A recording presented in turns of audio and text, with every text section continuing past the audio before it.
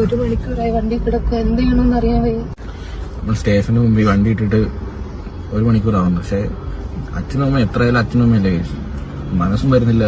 ഇത്രയൊക്കെ പറഞ്ഞ് വീഡിയോ ഇടുമ്പോൾ ആൾക്കാർ ചോദിക്കും നിങ്ങൾ എന്തുകൊണ്ടെന്നാ പിന്നെ കേസ് എടുത്തില്ല, കൊടുക്കണ്ട. ഇങ്ങനെ ഇത്രയും നാൾ ഒന്നിച്ചിരുന്നിട്ട് എങ്ങനെ കൊടുക്കും? ഇതിനകത്തൊരു അവസ്ഥ ഒരു പെണ്ണിന് വന്നിട്ടുണ്ടാകത്തില്ല, ഉറപ്പാ. അതും അത്ര അടിനൊക്കെ ഏട്ടൻ പറഞ്ഞു ഇപ്പൊ റൂമിൽ പൊക്കോളാൻ പറഞ്ഞപ്പോ ഏത് റൂം, ഇവിടെ നിന്ന് അവർക്ക് റൂമൊന്നുമില്ല, വീട്ടിൽ നിന്ന് ഇറങ്ങി പൊക്കോളാം. പിന്നെ ചോദിച്ചു 7 മാസം കഴിഞ്ഞ പെണ്ണിന്റെ വീട്ടിലല്ലേ ഇപ്പൊ നിക്കണ്ടേ, എന്തിനാ വന്നേന്ന് ചോദിക്കുമല്ലോ. പച്ച ചീത്ത എവിടെ വിളിച്ചു, പച്ച ചീത്ത. നീ കാണുന്നുണ്ടെങ്കിൽ ഒരിക്കലും നിങ്ങൾ കണ്ടല്ലോ 7 മാസം ഞാൻ പോയപ്പോ കരയുന്നത് പോലെ അഭിനയിച്ചത്.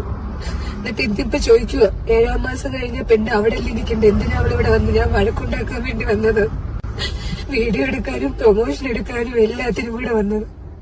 അത് അവനൊന്നും അറിയണ്ട, എല്ലാ കാര്യങ്ങളും ഏട്ടനെ നോക്കുന്നത്. ഞങ്ങൾ എടുക്കും, നിങ്ങൾ കളിയാക്കുമല്ലോ മൃദുല ചേച്ചി വന്ന് പ്രൊമോഷനും കൊണ്ട് വന്നെന്ന്. എന്നാ എല്ലാം അതിന് കിട്ടുന്നതിനെല്ലാം നേരെ പാതി അവനാ പോകുന്നത്. അവനൊന്നും അറിയണ്ട, ഇടുന്നതോ വരുന്നതോ ഒന്നും പണിയെടുക്കത്തില്ല. സീരിയസ്ലി ഒരു പണിയെടുക്കാത്ത ഒരു മടിയനാ. അത് വീട്ടിലെ എല്ലാവർക്കും അറിയാം, അച്ഛനും അറിയാം, അമ്മയും അറിയാം.